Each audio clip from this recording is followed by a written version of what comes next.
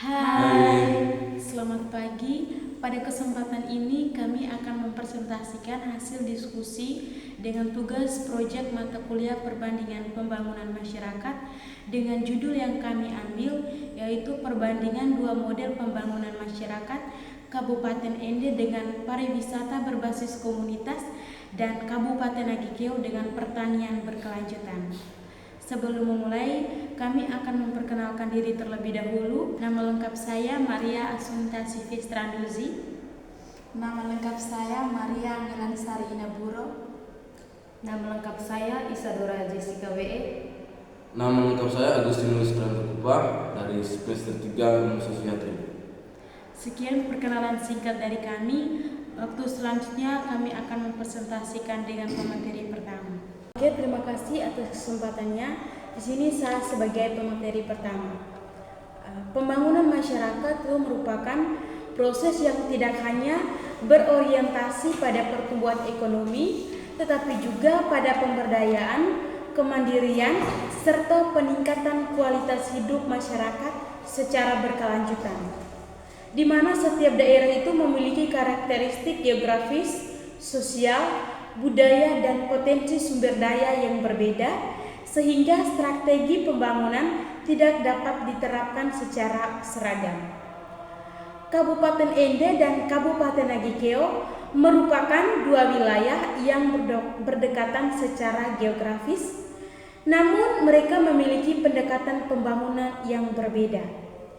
Kabupaten Ende mengembangkan pariwisata berbasis komunitas dengan memanfaatkan potensi wisata alam dan budaya seperti Danau Kelimutu, kampung adat, dan kerajinan lokal. Sementara itu, Kabupaten Nagikeo lebih berfokus pada pertanian berkelanjutan karena sebagian besar masyarakat Nagikeo menggantungkan hidup pada sektor pertanian dan pengelolaan lahan. Perbedaan tersebut menjadi dasar penting untuk melakukan kajian perbandingan untuk melihat bagaimana kedua model pembangunan ini diterapkan dan sejauh mana partisipasi masyarakat terlibat serta dampak yang ditimbulkan terhadap aspek sosial, ekonomi, dan lingkungan. Penelitian ini juga bertujuan untuk memahami pelaksanaan kedua model pembangunan, menganalisis partisipasi masyarakat, serta membandingkan efektivitas pembangunan di Kabupaten Ende dan Kabupaten Nagikeo. Dan hasil dari penelitian ini juga diharapkan dapat memberikan gambaran dan rekomendasi bagi pembangunan masyarakat yang lebih adaptif dan berkelanjutan. Selanjutnya saya akan menjelaskan kerangka teori dan metode penelitian yang digunakan dalam kajian ini. Penelitian ini menggunakan pendekatan community based development, yaitu pendekatan pembangunan yang menempatkan masyarakat sebagai subjek utama dalam pembangunan.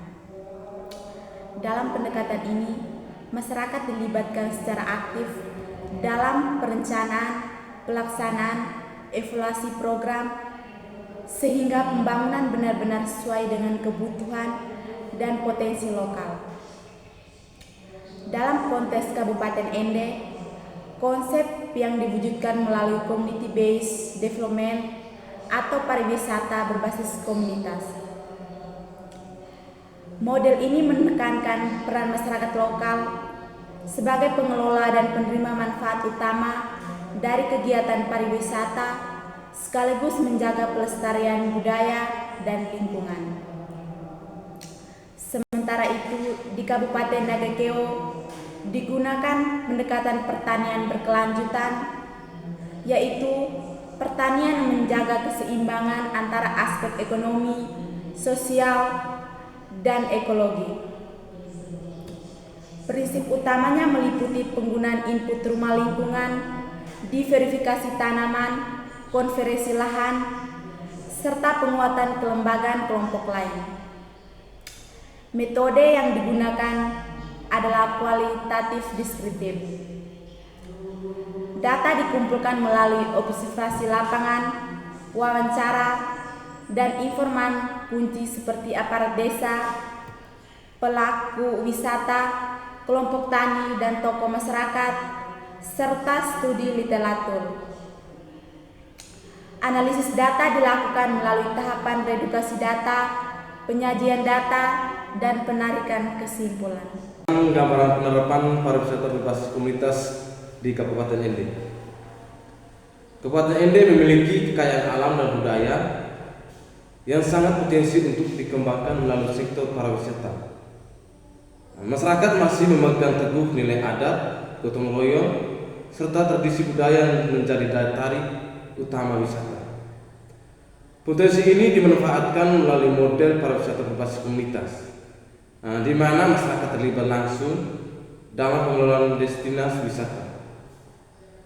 Kelembagaan lokal seperti kelompok sadar wisata atau Pokdabis berperan penting dalam mengatur kegiatan wisata, menjaga kebersihan lingkungan, serta meningkatkan kualitas pelayanan.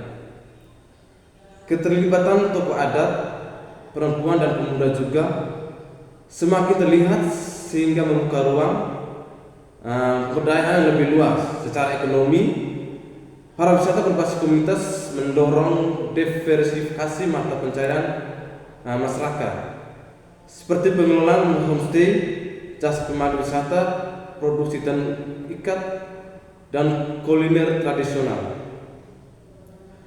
Kegiatan ini meningkatkan pendapatan masyarakat dan menguatkan ekonomi lokal. Namun demikian, pengembangan pariwisata juga menghadapi beberapa tantangan seperti ketergantungan pada musim wisata, keterbatasan kemampuan pemasaran digital, serta risiko terhadap pelestarian budaya dan lingkungan jika tidak dikelola secara berkelanjutan.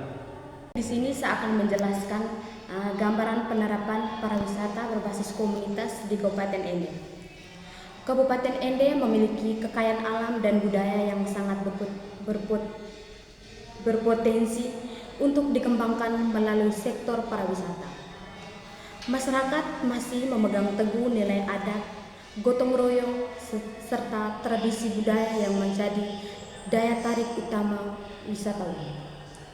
Potensi ini dimanfaatkan melalui modal pariwisata berbasis komunitas, di mana masyarakat terlibat langsung dalam pengolahan destinasi wisata. Kelembagaan lokasi seperti kelompok sadar wisata atau Prodo Wisata berperan penting dalam mengetahui kegiatan wisata, menjaga kebersihan lingkungan, serta meningkatkan kualitas pelayanan. Keterlibatan tokoh adat, perempuan, dan pemuda juga semakin terlihat, sehingga membuka ruang pemberdayaan yang lebih luas.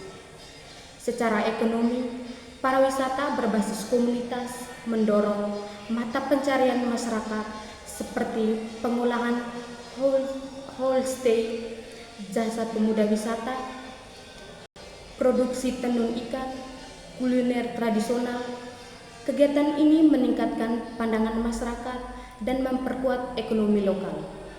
Namun demikian, pengembangan pariwisata juga menghadapi berbagai tantangan seperti ketergantungan pada musim wisata, keterbatasan kemampuan pemasaran digital, serta risiko terhadap pelestarian budaya lingkungan jika tidak dikelola secara berkelanjutan. Sekian presentasi dari kelompok kami tentang perbandingan dua model pembangunan masyarakat antara Kabupaten Ende dengan Kabupaten Nagikeo. Terima kasih.